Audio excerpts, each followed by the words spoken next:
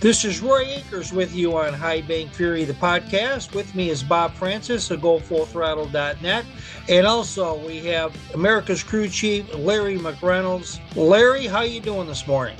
Doing great. Hope you guys are, and wherever you're at, a lot like where I'm at, hopefully you're staying safe and warm because it is very cold here in the Carolinas.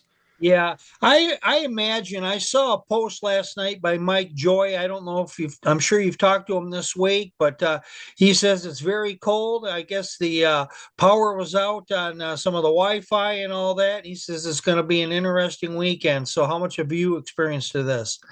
Well, we still got a few days to go and before the clash at Bowman Gray, but we here where I live north of Charlotte, I think we may be over prepared based on what we were being told. But honestly, when you over prepare and whatever snow and ice you get is less than you prepared for, the way Yeah. I look at it, that's a beautiful thing. Well, I'm glad to hear it because we are really ready for some racing, that's for sure. Bob, you had a question right off the bat for Larry Mack. Go ahead. All right, great. Well, Larry, let's talk about the difference in the role of the crew chief in the Gen 7 car versus your era. You know, those championships, the Daytona 500s, you won with Davey and with Dale. You had so many more adjustments you could make on the car. Maybe you could help the fans maybe understand that change in the role of the crew chief at the track with the Gen 7 car being so limiting with the actual changes you can make. Yeah, honestly, I think the role of the crew chief from my days in the 80s and 90s up through 2000 has changed dramatically regardless of what car. You know, when I was a crew chief, yeah, I had a car chief, but that was really about it. I didn't have any really engineers that I was working with. When I finished up my career at Richard Childress Racing in 2000, they were just somewhat starting an engineering department, but I really didn't have engineers to really lean on throughout my entire career. And today, this has become almost, I won't say 100% engineer driven, but for the most part, it really has become engineering driven. And what the crew chief is doing, he's just making sure all the things that the engineers have come up with is pretty much getting executed, whether it's at the shop, whether it's on the simulator, or whether it's at the racetrack. But yeah, when you look at the Generation 4, Generation 5 cars that I worked on versus this Gen 7, you still have a toolbox to work with. It's just a much smaller toolbox. The tolerances on everything, as far as mechanical measurements, as far as body measurements, are just much tighter.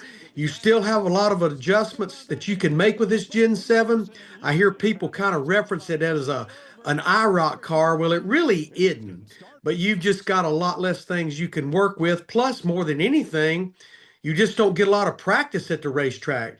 When I was a crew chief, we would go to Daytona, and we probably would, over the course of the week and a half we were there, we might have 8, 9, 10 hours of practice.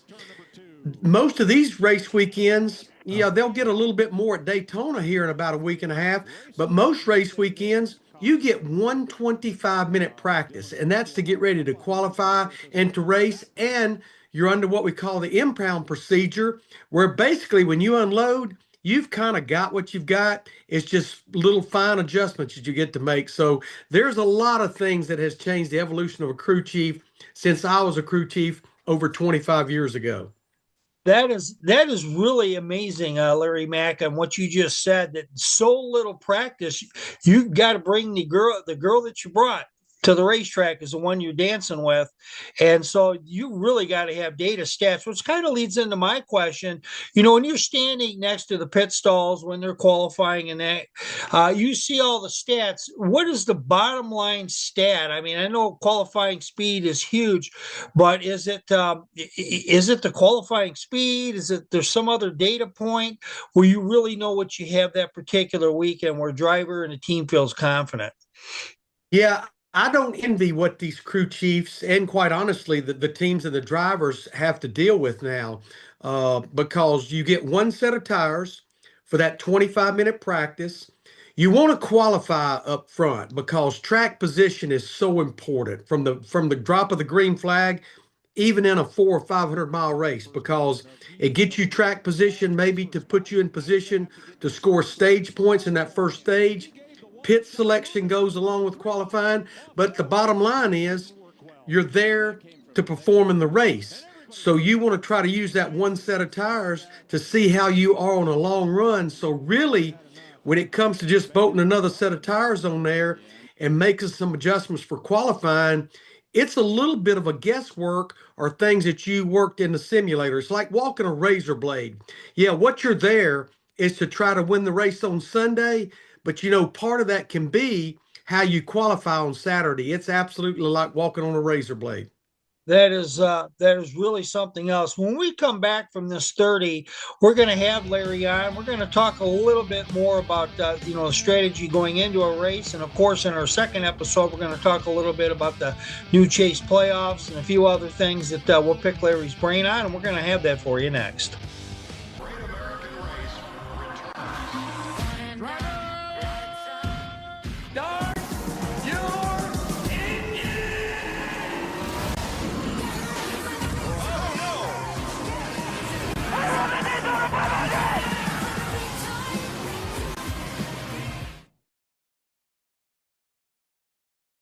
Started a couple of corners before this incident. This is Roy J. Akers for the High Bank Fury podcast.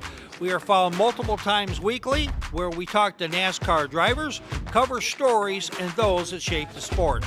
This is not just another podcast. We get exclusive content, talk fantasy NASCAR racing, and spill the news before other media outlets drop their take. We are on all podcast channels, the YouTube channel, and it can be found on skyviewsports.net. Check out High Bank Fury, the podcast, today.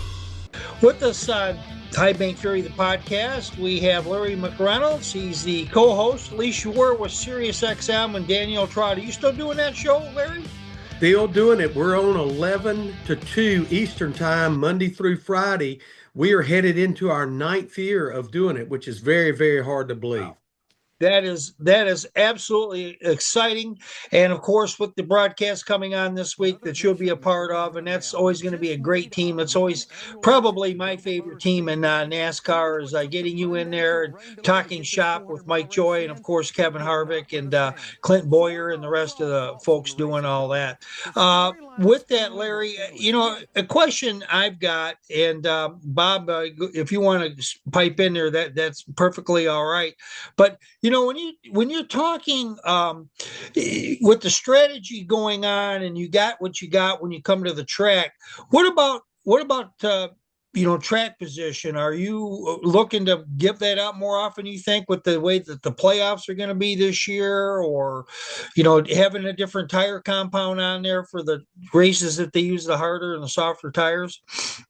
Well, I think starting back in 2017, we started seeing the evolution of strategy change. And a lot of that had to do with stage racing, trying to score those stage points. But if you're in a position to not score stage points and a caution comes out late in the stage, you start weighing out, am I going to go ahead and do a thing, what we call flipping the stage, go ahead and pit, and then maybe don't abuse the tires those few laps you have before the end of the stage, and then stay out. We see that going on a lot.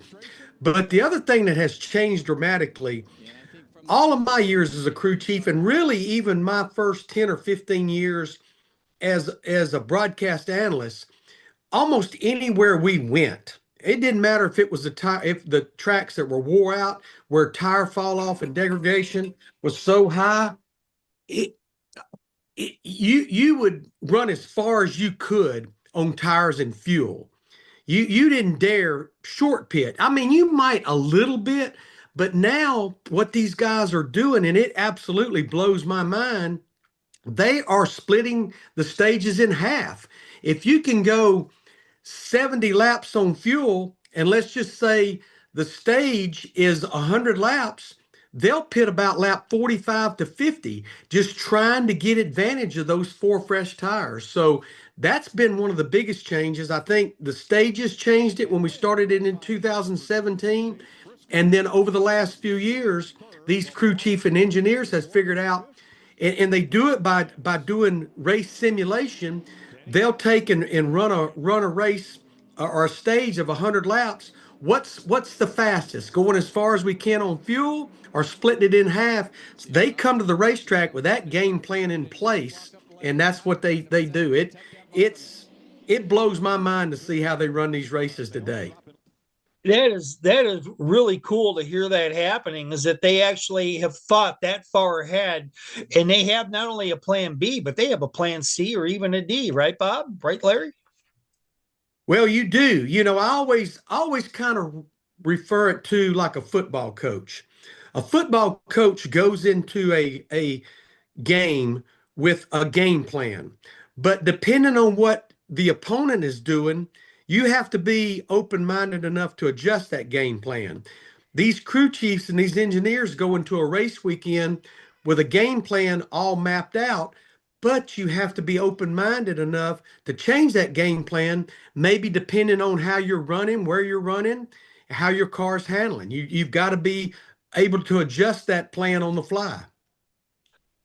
Wow. Yep. Roy, it's very interesting, the parallel to F1, because you have a race strategist sitting there running all of those models in real time, and but you only have 20 cars on track, and the difference between first and last is not as great. So the NASCAR simulations and how they have to change a plan mid-race based on what's happening on the racetrack, tire degradation, etc., really brings that technology to the forefront. Larry, I envy all that technology you have in the booth as an analyst as you're calling the race, because you have all that telemetry and real-time data coming in that Fox is feeding to the screens and to the fans, but you're having to interpret that in real time to provide your analysis during the broadcast.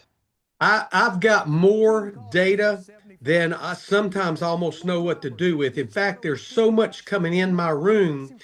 I actually have another person in there to help me sift through it. It would just be too much for me to try to do on my own and still pretty much pay attention to what's going on in the race. I'm looking at SMT data, which is basically throttle, brake, steering, RPM, things of that nature, and I can compare maybe what the leader is doing to maybe somebody that's back there running 10th.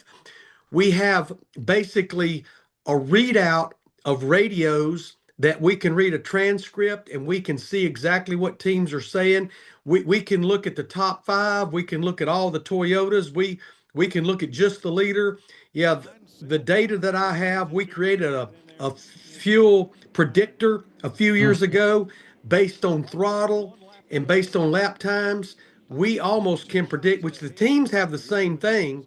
We can almost predict how far a driver can go on a tank of fuel. Now, there's always variables. Did they get the car full of fuel? We don't have that information. We have to assume that they did get it full, and that's kind of what we predicted. To go back to a game plan going in, a few years ago, Richard Childress Racing reached out to me and had me crew chief for Jeffrey Earnhardt, Dale Earnhardt Sr.'s grandson, at Talladega in the Xfinity Series race, and he was driving the 3-car. And we went down there and sat on the pole. We ended up finishing second. But at the shop throughout the week, sitting with engineers, before we ever loaded the car, we knew exactly what lap we were going to pit on, make our different pit stops, and we knew exactly what we were going to do on those pit stops. The only, again, being willing to adjust the game plan, there was one stop about halfway through the race where we were going to do right side tires only, but because Jeffrey had got stuck in the middle and lost a bunch of track position, when the caution came out, I think it was the end of stage 2, I called the audible to do 4 tires instead of just rights. But it was all mapped out before we ever even loaded the car in the hauler up there at Welcome. That is amazing. Just one real quick peel out here. All right, now, are you more of a gut and feel crew chief when you were in your heyday, or you don't mind having this data so that it helps to inform your decision? Well, I had no choice when I was a crew chief. It was seat of the pants. a little bit of gut feeling, a little bit of roll the dice, a little bit, I think this might work. I hope this might work, because I did not have all this information. But I knew if I wanted to stay relative to what's going on today here in 2026, I had to embrace this data, and I have to work hard at it every single day, because you're talking to a guy that barely got a high school diploma. But I knew if I wanted to stay relative and be able to understand the strategy that's going on, I had to embrace this strategy and what these teams are doing today with all this information. Love it. Everybody, Larry McReynolds, America's crew chief, Bob Francis from GoFullThrottle.net. We're going to do a second, shorter episode. That's going to come up in a little bit. We're going to talk a little bit about NASCAR playoffs, and we're going to kind of get Larry Mack's opinion on a few things based upon what he saw in the offseason. We'll have that for you next. With Mike and Clint back at the dual races in February down at Daytona, and really enjoyed it. I felt like we had good chemistry, and I felt like we had a lot of good flow. But just to be back at the racetrack, there is no substitute for being at that racetrack. I couldn't wait to walk in the garage area on Saturday morning and talk to crew chiefs and engineers and engine guys and drivers. But to be able to go in the broadcast booth and do something that I did for 15 years, and I did all those years with Mike Joy, it absolutely meant the world to me. Yeah, I enjoy all the opportunities that Fox NASCAR gives me, being here in the studio, but